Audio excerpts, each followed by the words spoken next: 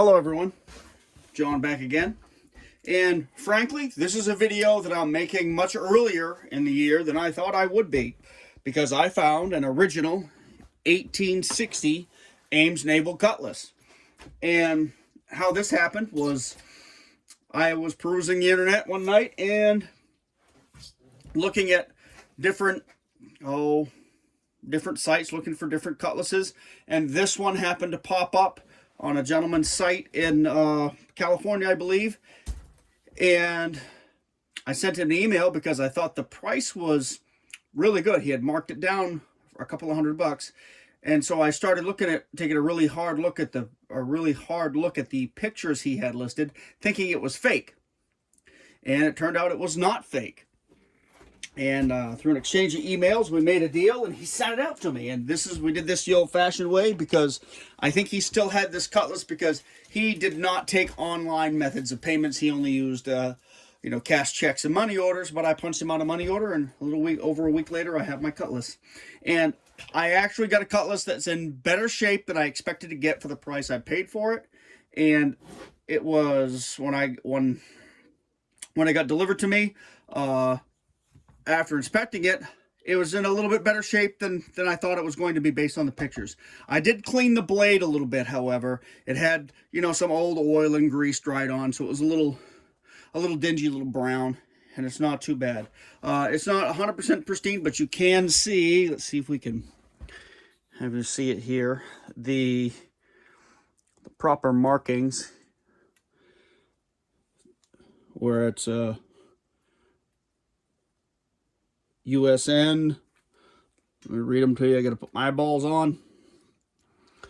USN DR 1862, and I'm not sure if this is going to be visible to you guys, but that's the Ames scroll made by Ames Manufacturing Company, Chicopee, Mass, in a bit of a scroll. You may or may not be able to see the scroll work, but good distal taper, full thickness blade. Proper 10 rivets.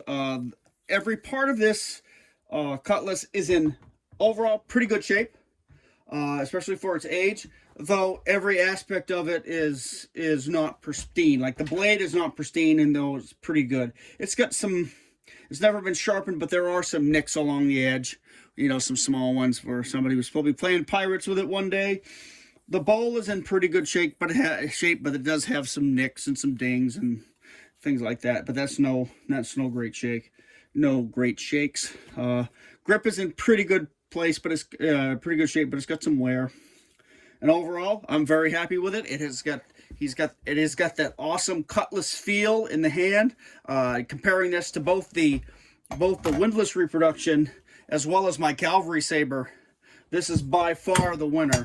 And like I said before, I love this cutlass because of the feel in the hand, because of the overall balance. And speaking of that, this cutlass weighs right at 2 pounds, maybe a fraction of an ounce over, like maybe a tenth of an ounce. So in respect to the windlass cutlass is actually weight-wise a better copy. However, I was correct when I stated in the windlass cutlass review that this has got a little bit more blade forward balance, particularly towards the tip, whereas this one sits a little bit further back in your hand, and it's just better balance because of the distal tapers and the heavier blade stock. But anyway, very happy I have this. So it's a pretty nice example, and I didn't pay as much through the gentleman I dealt with as I would finding this in a shop at the different places I've been. It's not rough around the edges, very solidly constructed. There is a little pitting, not severe, down here by the guard, and other than that, unsharpened, ready to go. I'm not going to sharpen this one. This is going to be my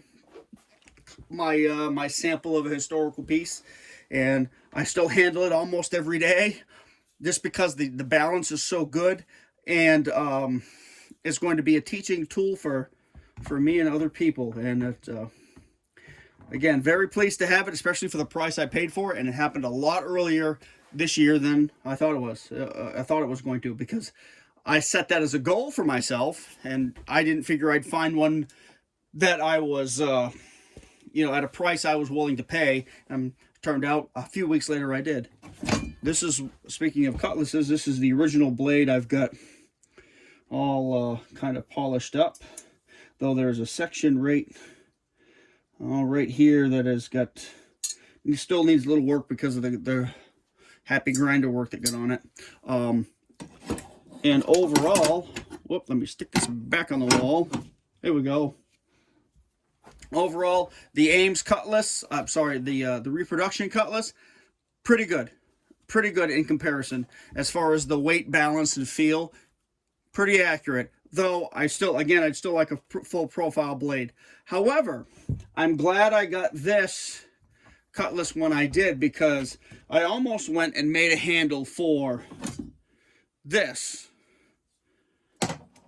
based on memory, based on my cavalry saber, and based on this. And if you look at the profile of the two handles here, they are night and day. This is more of a round handle, and not a nicely shaped one of that. This is more of a flat oval that is very nicely shaped.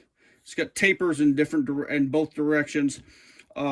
Tapers towards the rear, larger towards the hilt, towards the guard, to aid in the thrust, but then tapers towards the rear, which would normally be a bad thing, but you also have that knuckle bow to prevent your hand from sliding off the end, which is pretty excellent. And based on this examining this, the bowl on the original, I'd say the bowl on the reproduction is pretty accurate as far as thickness and construction and all that, except for the 11 rivets versus 10. The spacing on these rivets is just a little tighter than these. Other than that, it is a really, really good copy, I think. Besides, of course, the blades, the thickness of the blade and the distal taper. Other than that, this is pretty excellent. This is outstanding. But hey, see my new Cutlass? See my new Cutlass. Very happy to have it.